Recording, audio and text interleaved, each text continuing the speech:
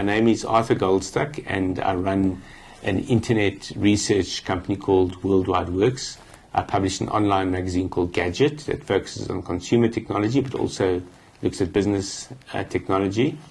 I write columns for a number of publications. One weekly column appears in the Sunday Times Business Times section, and the other weekly column is syndicated across Gadget, Mail and Guardian Online, Fin24, and The Citizen. And my first real introduction to computer editing was through a system that the Sunday Times had brought in that had been developed by the Times of London called ATEX. And ATEX was almost the revolution of computerized newspaper production in those days. And I took to ATEX like a duck to water. I got to know how it worked back to front. And I used to go into the computer room at what was then called SAN, South African Associated Newspapers. And they had a guy heading up the computer room or the IT department by the name of Jose Caetano, and I used to bug him to tell me more about how this thing works, how to get more out of it. And that's really where I started understanding how much computers could do for you if you got to know how to leverage their power. So I had no idea how computers worked internally from a mechanical point of view, but in terms of what they could do for you, it was a massive wake-up for me. It wasn't that I needed that wake-up because I always had that expectation of computers because I was a big science fiction fan from a little kid. I grew up in a tiny town called Trompsburg, but there was a public library in Trompsburg, and it had a shelf of science fiction novels, and I read every novel on that shelf. The typical science fiction of the early days by Isaac Asimov, Arthur C. Clarke, Robert Heinlein, and company. And computers was always a big part of their visions of the future. Very different to the computers we have today, but some of their visions were very accurate as well. Arthur C. Clarke wrote 2001: A Space Odyssey, and the movie of 2001 features objects that look a lot like iPads, and that movie was made in the 1960s. But the books are what really brought me into this almost hunger for having access to these devices called computers. And ATEX was that first access. And then I began freelancing for the Weekly Mail, and a young gentleman by the name of Erwin Manoyam introduced me to a PC version of ATEX called ZACR. So the link between ATEX at the Sunday Times and the Weekly Mail was in fact ZACR, and ZACR was almost a standard tool that all the journalists at the Weekly Mail used to deliver copy. And I came to enjoy ZACR as much as I did ATEX, in fact more so because I could put it on my own PC back when I first got a PC in around 1987. And that changed my life as a writer as well, because it enabled me to start freelancing far more actively. It didn't take so long to write up and edit an article as on a typewriter, which I've been using up to that point. So all in all, by the time I arrived at the Weekly Mail, which I joined in, must have been 1990, I was already delving deep into the world of using computers to enhance my own work, but also as a tool for productivity in a newspaper environment. And the Weekly Mail was in fact the first newspaper in all of Africa to introduce desktop publishing as a primary form of production. So the Sunday Times had ATEX, but that was purely an editing system. And what you then played out from the ATEX system still had to be almost configured by the paste-up artists, which they called strippers in those days. It's quite an anachronism that doesn't exist today, but it was quite funny in those days to talk about going down to the stripping department. The Sunday Times did away with, well, they actually didn't do away with the strippers, but what the Weekly Mail enabled was far greater control of the publishing process through using computers. And they brought in the very first Apple laser writer into this country, which was a laser printer that worked with Apple Mac computers. So they were one of the first users of Apple Macs in this country, certainly the first newspaper to use an Apple Mac. and they had the first laser writer in the country. So you already had the sense that they were pioneering the use of computers. In 1993, a young man came to see me at the Weekly Mail, and he wanted us to write a story about his company. And I said, we don't write stories about companies, but if it's part of a broader trend, we could then include it in that article. So are there other companies doing what you're doing? And he said, yes, there's a company called ZACR, the internet company of South Africa, who are doing pretty much what we're doing, except they provide it to academic organizations and the like. And they're really a wholesale provider.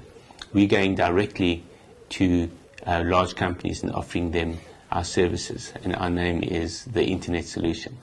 And this young man's name was Ronnie Apteker, the guy who founded IS. So I actually got Ronnie to write the first article for us about this new industry that had emerged. And the industry comprised these two companies, ZACR and the Internet Solution. There was a lot happening at university level, but in terms of commercial activity, that was it. And ZACR, in effect, was the academics who had come together to form a formal entity. That article that Ronnie wrote in 1993 was the first article on the internet ever to appear in a mainstream publication in South Africa. So that was the beginning of our coverage of the internet. And very shortly after that, I should mention that just a little before we began covering the internet, I had bought my first CD-ROM drive for a computer. And this was quite revolutionary for me. It was very exciting, but it was necessary because more and more games and products were being produced on CD-ROM, and I needed to review them for PC Review. Myself and Erwin Manoim started PC Review together in 1992. Erwin as editor, myself as assistant editor. I eventually took over and became editor of it. But I took quite seriously my role of reviewing games in PC Review, and also bringing in other writers who could write about this emerging multimedia world. It was a wonderful environment. We knew that we were documenting the emergence of a new world. So when the internet arrived and became part of that world, we also knew that this was something big. But we weren't yet using it in our personal capacities. What happened next, though, was that one of the packages that arrived for me to review was something called TS Online. And TS Online was software to connect to electronic bulletin boards via this thing called the internet. Because the internet was not yet commercially available, but anyone could access an electronic bulletin board. But to access it, I had to get a modem. So the guy who sold me my first CD-ROM drive, the late Mike Hesser, said he could give me a 14.4 modem at a fairly reasonable price. I think it was about 1,400 Rand or something similar. And I connected that to my PC and connected to these bulletin boards and discovered this amazing new world and began communicating with people, began researching these bulletin boards, discovered something called Usenet, which was a network of news groups. And any topic that might interest you, you would probably find there was a news group covering that topic. And that was the beginning of my adventure into the internet. The internet opened my urban legends research to this global community. It was a fascinating experience. And the introduction to that book was entitled How the Internet Wrote My Book, or something along those lines. I then wrote an article in the Weekly Mail about exactly that, in PC Review, How the Internet Wrote My Book.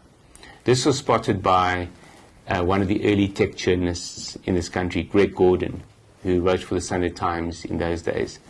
And Greg then interviewed me for the Sunday Times on how I used this thing called the internet to write my book. That article was spotted by a gentleman by the name of Nick Pryke, who was the managing director of Strake Publishers in South Africa. And I bumped into him while I was making one of my regular visits to a computer shop called Businessland in Rosebank. And Businessland used to let me come in there and play games on their computers, which I then reviewed for PC Review. bear in mind this is still 1994, the idea of sending out review product to journalists was in its infancy. It simply wasn't done by computer shops. It was done by some vendors, but still very rare, and only if you worked for a recognized computer publication. For me, working for the Weekly Mail, the only way I could be ensured of a steady flow of review product was to actually go into a computer shop and play it with the stuff in their shops. And the owner of Businessland, Karen Rostovsky, allowed me to come in there, and she would organize a little space in the back, especially if they were risque games that she didn't want the customers to be exposed to. I would play it in a dark corner of the shop. And the one day when I went in, who was visiting her but Nick Pryke, to talk about putting computer books into her store. And he said the magic words, "Why don't you write a book for us?" And I was contracted to Penguin to write my urban legends books. But outside of urban legends, I could explore other avenues. And I said, what would I write about? And he said, why don't you write a book about this internet thing that you used to write your last urban legends book? He had seen that article. And I said, but it's such a small audience. He says, well, we could start small, and it'll grow over the years, and eventually each year, if we bring out a new edition, it might eventually have a fairly big audience. So I said, okay, let's talk about it.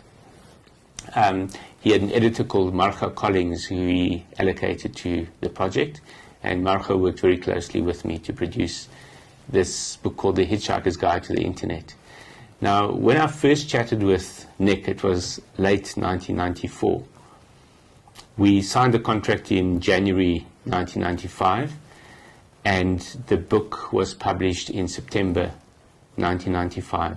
Now, in the space between that first meeting with Nick and when the book came out in September 1995, awareness of the internet had exploded in South Africa. Every major company in the country was connecting to the internet. Consumers, especially the early adopter type, were all hungry for this thing called the internet. Everyone was trying to figure out how to get connected, where to get connected, how to make it work for them, what it could do for them once they were connected. So when the book appeared, it was when the wave was breaking in South Africa. The timing could not have been better, but it was certainly not planned. It was one of those great serendipitous moments that it appeared when the appetite for it was at its peak. And the book was a sensation. I thought that the urban legend books had been successful.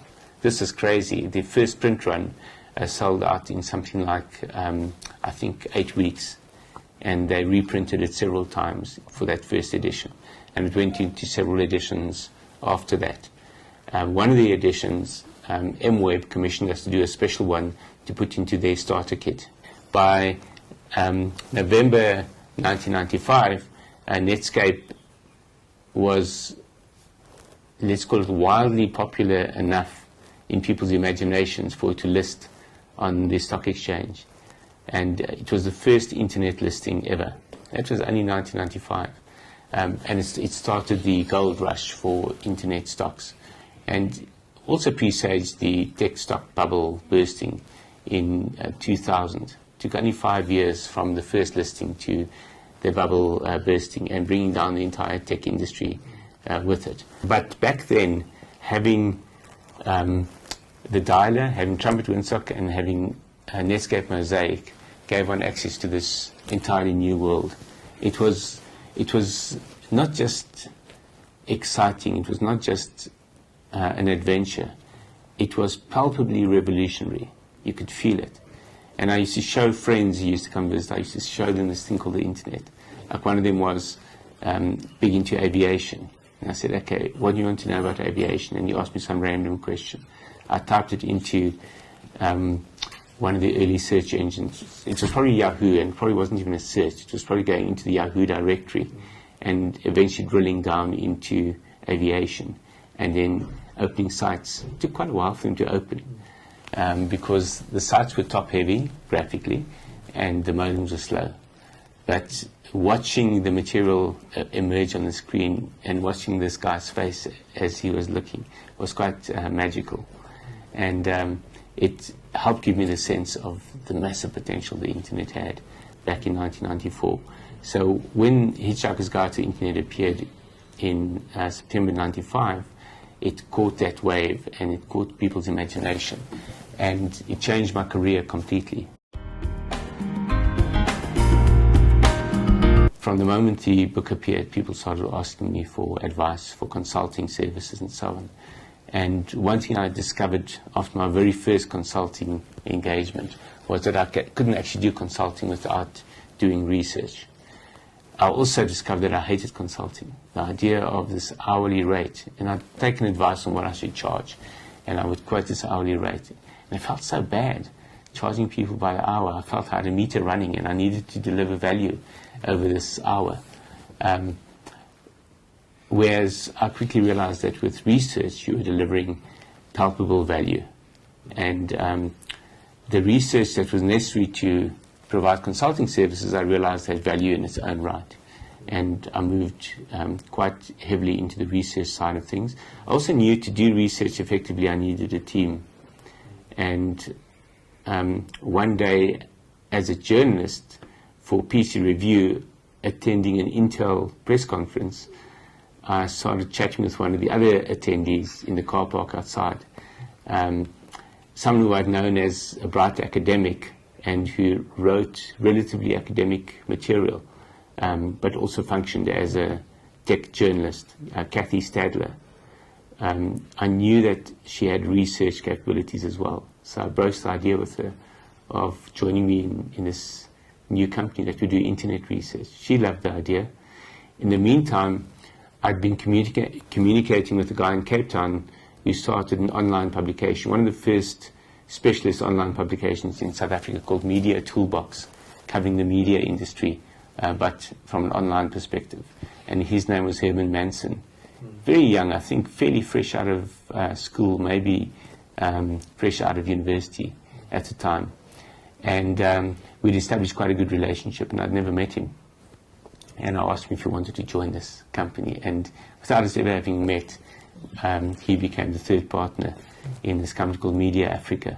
And only after we'd formed the company, I flew down to Cape Town for a series of meetings, which included my very first meeting being with Herman Manson. So the first time I met my partner was after we'd formed the partnership, which was a very internet thing to do. So we kind of enjoyed that experience. And 1994 was really the internet's birth of rock and roll, because that's when it became commercially available, when the first graphical browsers became available, when the general public started coming on board the internet, and when it was an incredibly cool environment. By 1997, it was still pretty cool.